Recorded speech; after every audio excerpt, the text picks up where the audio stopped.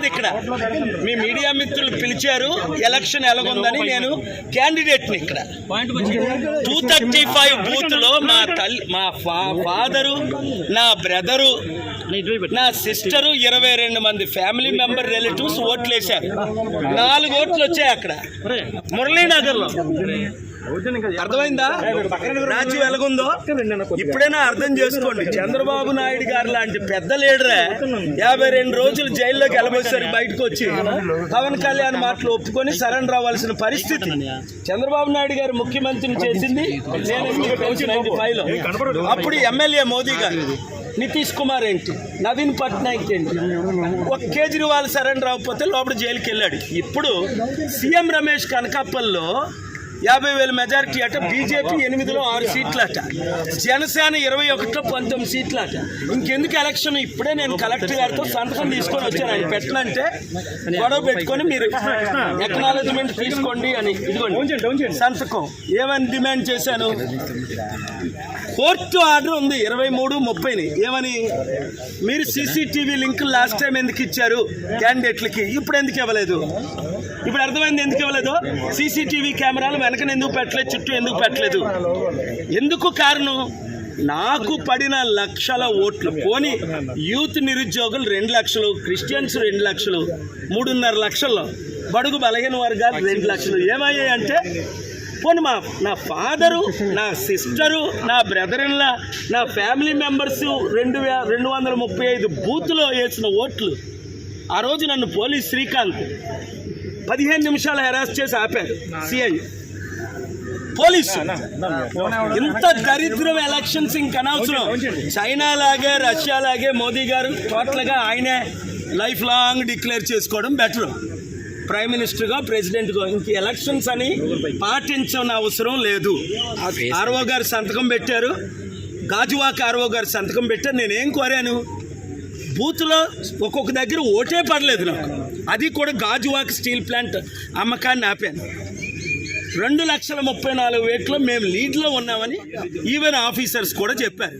అక్కడ 1, 2, 3, 8 ప్లేసుల్లో 0. ఆ కాంగ్రెస్ క్యాండిడేట్ ఆశ్చర్యపోతున్నాడు, సార్ మీకేంటి ఎలగోట్లు వస్తున్నాయని.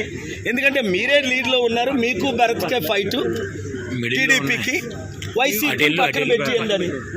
అలాంటిది ఇంక ఎలక్షన్స్ ఎందుకు? అందుకనే బాయ్కట్ చేసాం, బయటకు వచ్చాం, కౌంటింగ్ ఆపమన్నాను, పోలింగ్ రీపోలింగ్ పెట్టమన్నాను. Honourable high court already case pending ఉంది, June 6 హియరింగ్. అక్కడ నేను ఫ్యాక్ట్స్ ప్రజెంట్ చేస్తాను. వెబ్ లింక్ ఎందుకు ఇవ్వలేదు నాకు తెలిసిపోద్దని. మొత్తం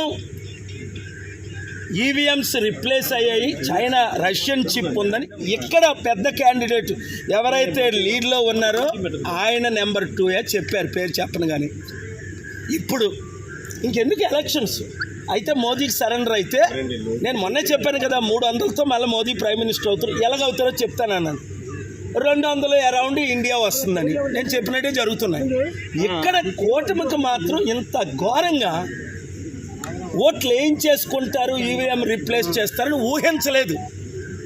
మునుగోడులాగా మాకు ఇక్కడ ఓట్లు, నేను పుట్టినూరు పెరుగునూరు, 1000 కోట్లు దానం చేసిన నేను. ఇంత అవినీతి ఎలక్షన్ అని రుజువులతో నేను పెట్టాను కోర్టులో.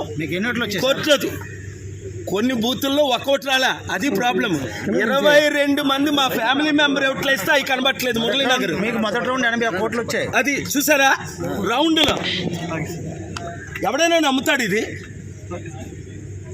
మణిపూర్ ఘటన 3.5 లక్షల కోట్లు క్రిస్టియన్ ముస్లిం ఓటేశారు. టీడీపీ బీజేపీతో కలిసినందుకు ఎవరు వేయరు, అది మీకు తెలుసు.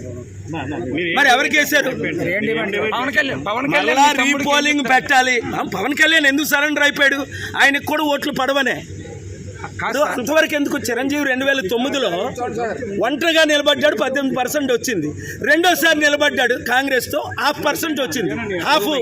నాకు ఇప్పుడు 1% ఇస్తున్నారు. చిరంజీవికి ఇవ్వలేదు.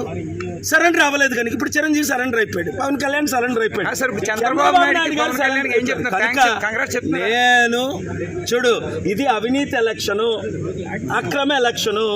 పోలింగ్ వెంటనే ఆపాలి, రీపోలింగ్ చేయాలి, రీకండక్ట్ చేయాలి విశాఖపట్నం. మేము కోర్టుకి వెళ్తాం. కోర్టులో న్యాయం జరుగుతుందని ఇప్పటి వరకు జరుగుతుంది, న్యాయం జరుగుతుందని ఆశిస్తున్నాను. Thank you.